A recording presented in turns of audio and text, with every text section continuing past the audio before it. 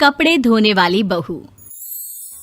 शादी के पहले से ही विभा को कपड़े धोने का बड़ा शौक था।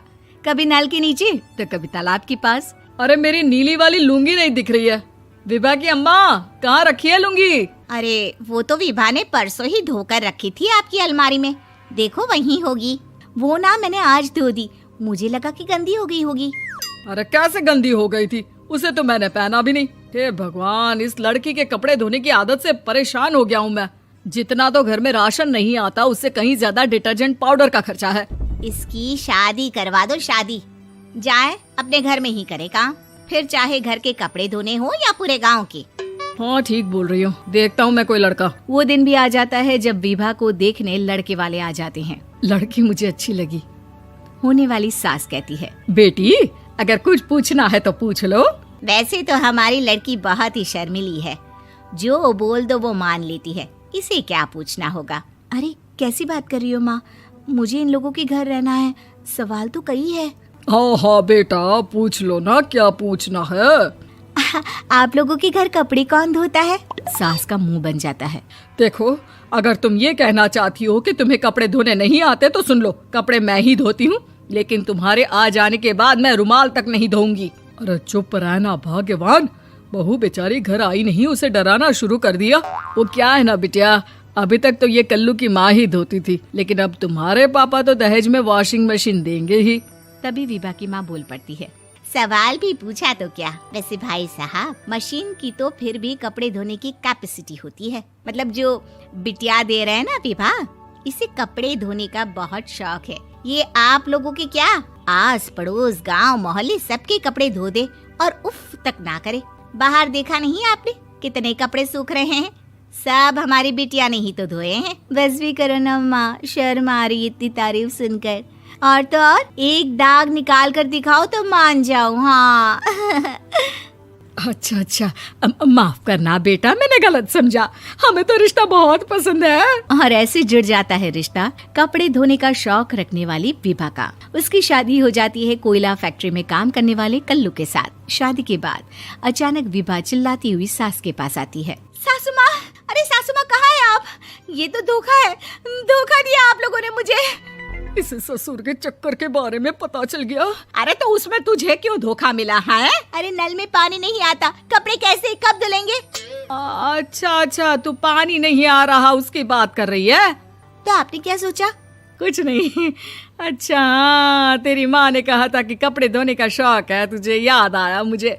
शौक बोलकर कपड़े धोने वाले मेरे जुनून को कम ना आके सासू माँ, कपड़ा धोना मेरा गुरूर है। तभी पति भी वहाँ आ जाता है। अभी मैंने इसे सनी देओल की फिल्म दिखाई है, उसी के डायलॉग मार रही है माँ। अच्छा सुन, साफ बता रही हूँ, पानी सुबह 4 से 6 और शाम को 10 से 12 आता है, समझी? विभा टाइमिंग सुनकर हैरान हो जाती है। ये क्या भूतों का मोहल्ला है? सुबह 4 बजे उठकर कौन कपड़े धोता है? 4 बजे टंकी में पानी जाता है, फिर सारा दिन धोना ना, किसने मना किया?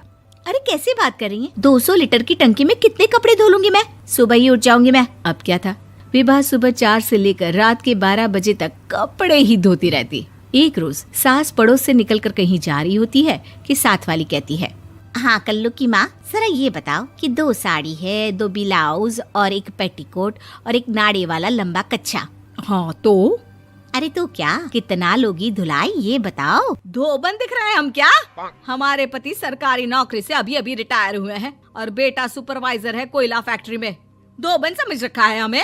हाय रे कल्लू की अम्मा, माफ कर दो, वो तो मोहल्ले में यही सब बता रहे थे कि तुमने बहू को कपड़ा धुलवाने के काम में लगा दिया है। सास को पड़ोसन की बात सुनकर गुस्सा आ जाता है। वो घर पहुंचती है जहां घर के बाहर ही इतने सारे कपड़े सूख रहे होते हैं जितने कि किसी धोबन के घर पर। अरे ओ कल्लू की दुल्हन, बाहर निकल। माँ जी यहीं आ जाओ, बाथरूम में चादर धो रहे हैं हम। अरे अभी हम धोते हैं, तुमको बाहर निकलो। ये आस पड़ोस वाले बोल रहे हैं कि हम बहू से कपड़े धुलवा कर उसे कपड़ा धोने वाली बना दिए हैं। अरे छोड़ो ना माँ जी, किन लोगों की बातों में आती हो? आस पास के लोगों का तो काम ही होता है कि वो किसी तरह सास बहू को लड़ा दे। बहू सारे घर के कपड़े धोती है, ये क्या कम है? बोलिए। सास को भी लग जाता है कि वो बहू का ये सनकीपन नहीं छुड़वा सकती, इससे अच्छा है कि खुद ही चुप हो जाए। एक रोज सास और बहू मंदिर जाते हैं, जहाँ सास की साड़ी वहाँ खड़ी भीख मांगने वाली से मिलती है। माँ जी क्या बात है, आपकी साड़ी उस भिखारन से कितनी मिल रही है ना? हाँ हाँ देखो तो, दोनों की साड़ी मिल रही है। क्या बात है कल्लू की अम्मा, तुम खुद को तो अफसर की बीवी बताती हो और ऐसी सिंपल सी प्लेन साड़ी पहनकर घूमती हो। सिंपल और प्लेन नहीं है ये साड़ी। तो क्या सोने के धागे से फूल बने हैं? कुछ भी सासू माँ, कुछ भी। हाँ बने थे इस साड़ी में सोने के धागे से फूल। मेरे पति लेकर आए थे मद्रास से स्पेशली मेरे लिए 10,000 की। ताहे भाई साहब इस भिखारन के लिए भी सेम टू सेम साड़ी लेकर आए होंगे 10,000 की। सास उस वक्त तो कुछ नहीं कहती, लेकिन बहू के साथ घर आती है और अलमारी से एल्बम निकाल कर लाती है। ये साड़ी देख रही है, ये वही साड़ी है जिसे मैंने अभी पहना था। इस साड़ी में ये जो चमकदार फूल दिख रहे हैं ना, ये सोने के धागों से काढ़े गए हैं। लेकिन तू लोकल वॉशिंग मशीन ब्रश से घिस घिस कर सारे फूलों को निकाल कर साड़ी प्लेन कर दी। मुझे माफ कर दीजिए सासू माँ। और तो और, जब मैंने तुझे तेरी गलती के लिए कुछ नहीं कहा, लेकिन तूने तो सबके सामने मेरा मजाक ही बना दिया। क्यों? बहू को समझ में आ जाता है कि अब से उसका कपड़े धोना बंद।